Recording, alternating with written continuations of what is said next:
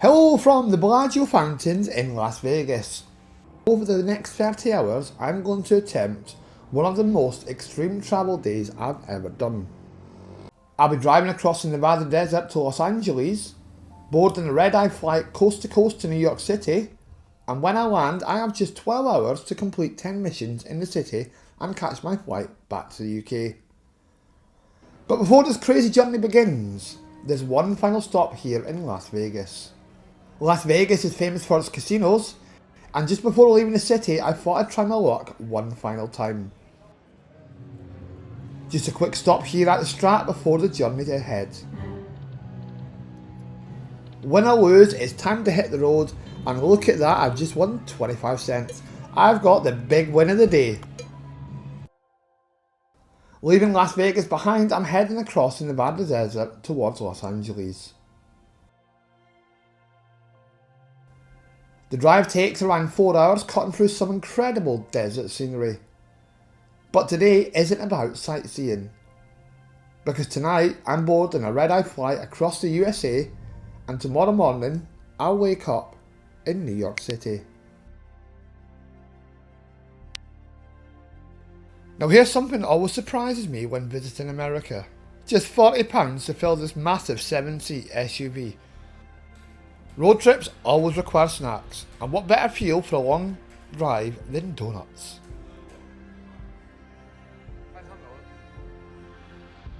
Probably not the healthiest option, but definitely the most enjoyable.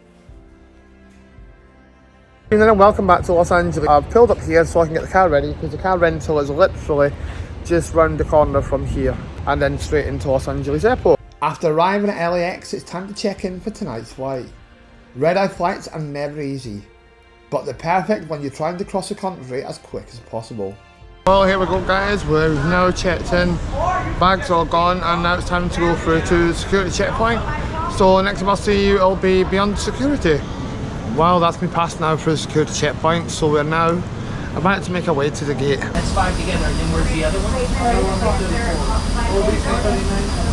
Hello everyone from the flight deck, welcome aboard flight 409.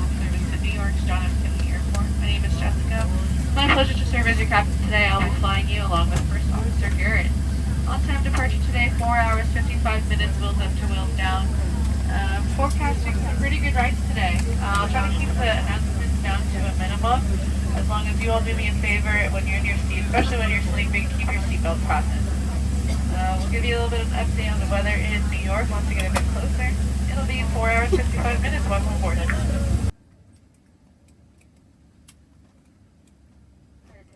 After flying overnight across the country, we've arrived at New York JFK Airport just before sunrise. And the challenge begins now.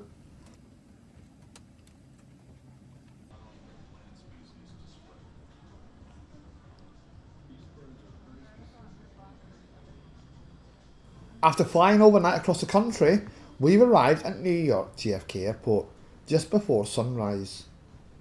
And the challenge begins now. 10 missions across New York City. Let's see if I can complete them all before catching my overnight Virgin Atlantic flight back to Manchester.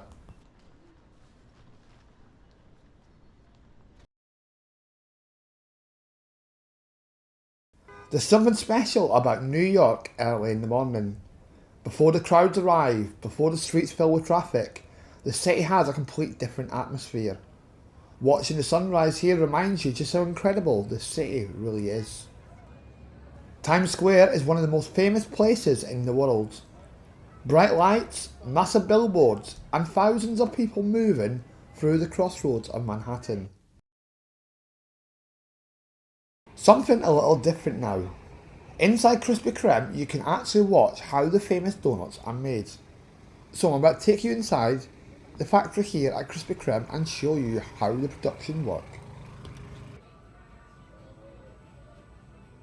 Fresh donut batter is dropped into the hot oil.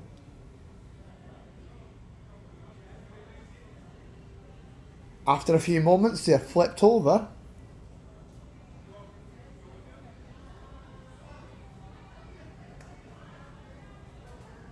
and then they leave the oil and enter the drying rack.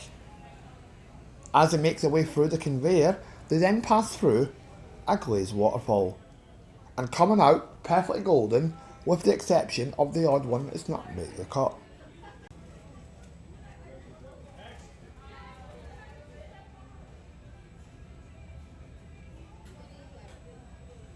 But these donuts look absolutely mouth-watering,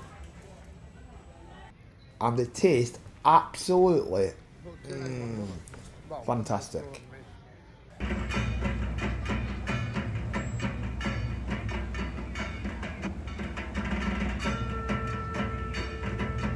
One of the amazing things about New York City is the diversity of cultures. Today I've stumbled across the Dodgy Podgy celebrations, one of the biggest festivals in Indian culture. Music, colour, community, right here in the middle of the New York City.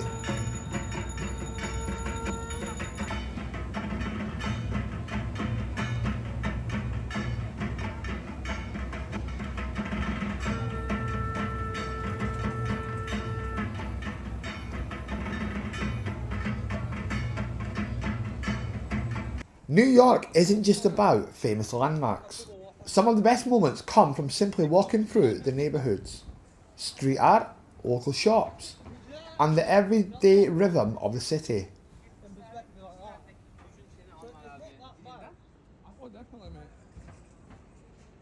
In the middle of one of the busiest cities in the world, you'll find Central Park, a huge green space where New Yorkers escape.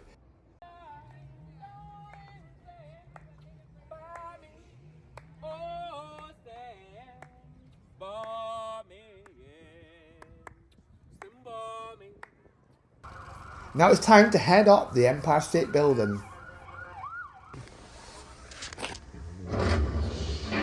Welcome to the world's most famous building, and you get to see it built. Keep your arms and legs inside and keep your eyes open. See those hot rivets fly through the air? Nice catch, Lou! Get those planks out of the way, huh?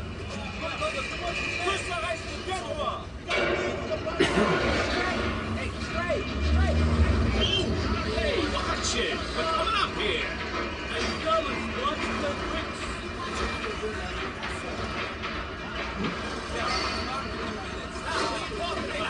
Hey, Bucky, you gonna ride that thing all day? Do something useful, will you? Got it, boy. All right, we're coming up to the 80th floor. You're headed to the top of the Empire State Building right here in the heart of New York City.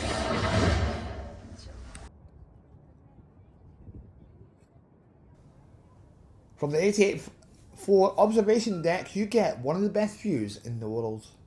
Looking out across Manhattan, it's incredible to think how far we've travelled already.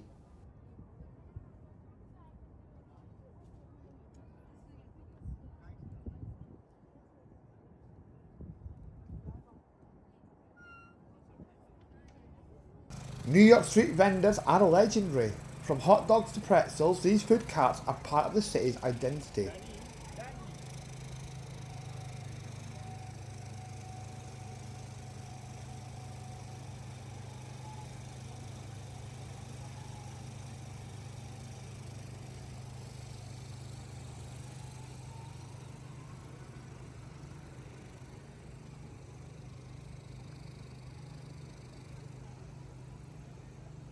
Some of the designs are genuinely really cool. And another surprise today, Japan Fest here in New York City. Live music, cultural stalls and amazing Japanese street food. It's incredible how many cultures come together in one city.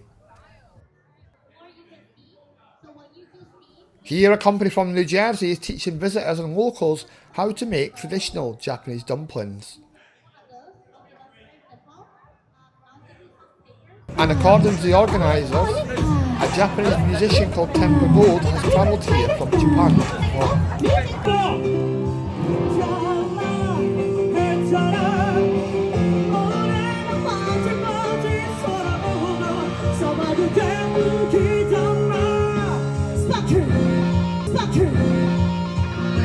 Everybody in the building, make some noise! Let's go! Check this out! the tempura goes. Okay, let's go.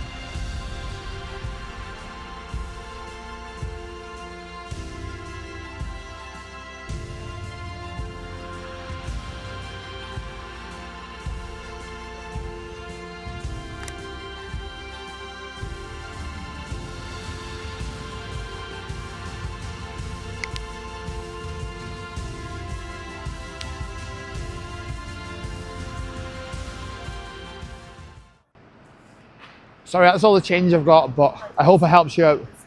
No problem, you take care. I just felt compelled it was the right thing to do. I had $5 on me, so that's why I did. That's why I gave it over, and felt it can help someone out. So anyway, we're here back at Madison Square Garden. And here we are again on scene. Something else going on. This guy is drunk or intoxicated in some way. He's been sat shouting at everyone from out the subway.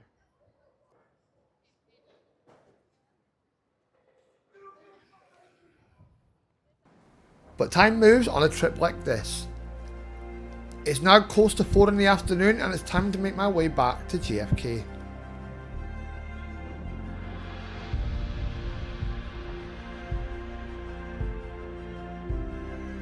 And here's something that's interesting. Just a few months ago, the air train here cost under $3 to ride back in April.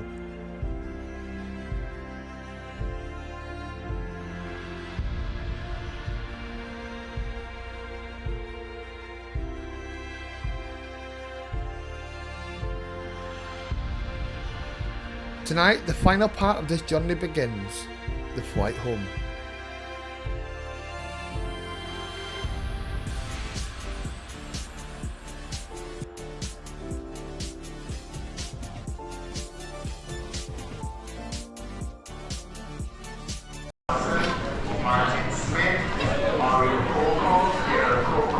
Please proceed to gate A5 as your aircraft is ready for on-time departure. Once again, this is the last and final boarding. Well, I believe we were all on board. We're not due off for about 20 minutes, so thank you all for joining us so swiftly. So we're due off at 10 to the hour. I can see they're just closing the holds up with all the baggage, and the fueling is now finished. So with a bit of luck, we might get underway a few minutes ahead of schedule. The taxi time out to the runway here at Kennedy can be a little bit on the long side. It's quite fickle here. Sometimes it can take us 10 minutes, other times it can take us an hour and 10 minutes. So at the minute, my best guess would be around about 30 to 35 minutes once we push back till we get airborne. Once we are airborne, there is a quick flight back to Manchester. Our routing is taking us left initially up towards Boston, following the eastern seaboard towards Nova Scotia, where we start our Atlantic crossing. Hit land again, Southwest Island, up past Dublin, on our way into Manchester. That's going to take us 6 hours and 8 minutes. I'm going to fly the aircraft back to Manchester this evening, so I will leave you in peace to enjoy the in-flight entertainment or get some rest. But I'll chat to you in the morning before we start our descent. I'll update you on the time you can expect to be on the ground and the latest weather for Manchester. Although it is a pretty miserable morning, I'm afraid, quite blustery with some heavy showers for our arrival time.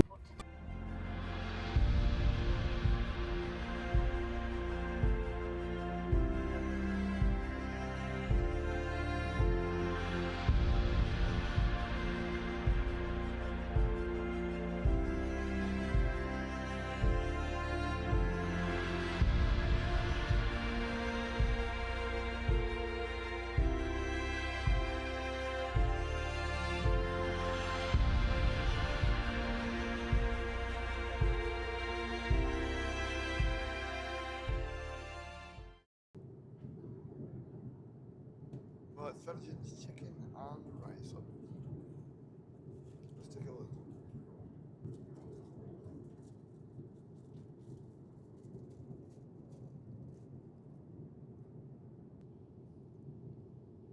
Well, we're 90 minutes into today's flight. We've got 4.5 hours left back to Manchester, and they've been around with drinks and meals.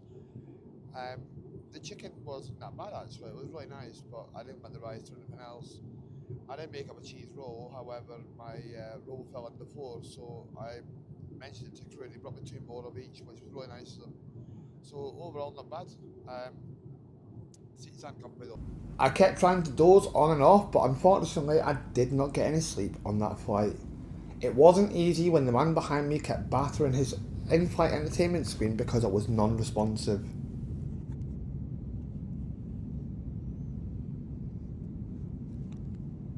Just starting our initial descent now towards Manchester, literally over the head of Dublin. Routing pier takes us past Anglesey, over the centre of Manchester, and should be landing in around about 30 minutes from now, a little over 170 miles to run, so landing just after quarter to the hour.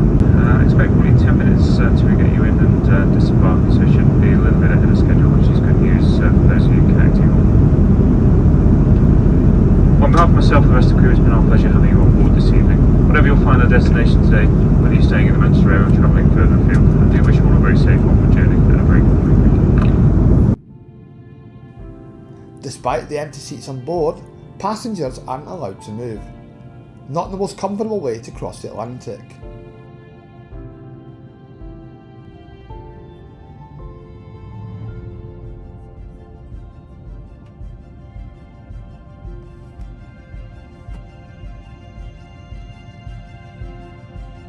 Around 8.5 hours after pushing back from New York, we begin our descent into Manchester. And just like that, this incredible travel day is coming to an end.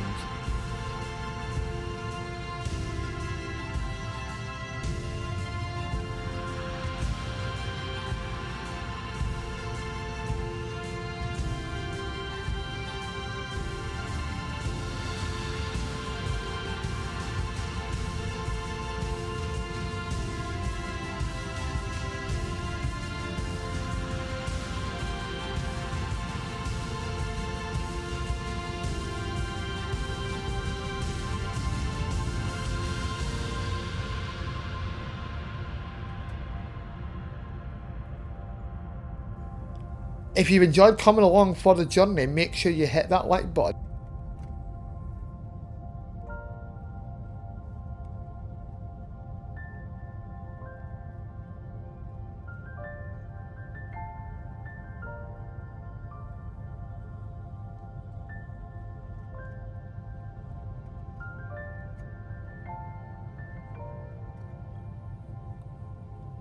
After starting this journey in Las Vegas, driving across the desert to Los Angeles, flying overnight across the United States to New York, exploring the city, and then flying across the Atlantic back to the UK, I'm finally in Manchester.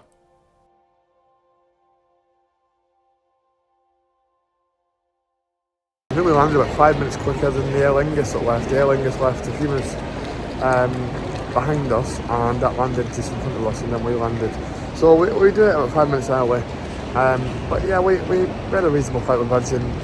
Typical Virgin A330 really, to be honest. Seats weren't fantastic, but overall it wasn't a bad flight, but the crew were hell-bent on wanting people to go to sleep.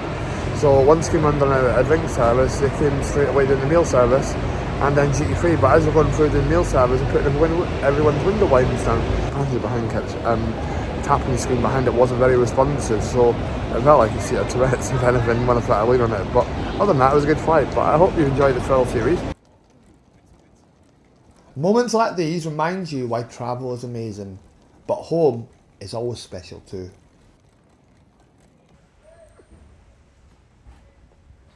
Hello mate. I think that was a bit heavy for you, mate. I'll get the bag then.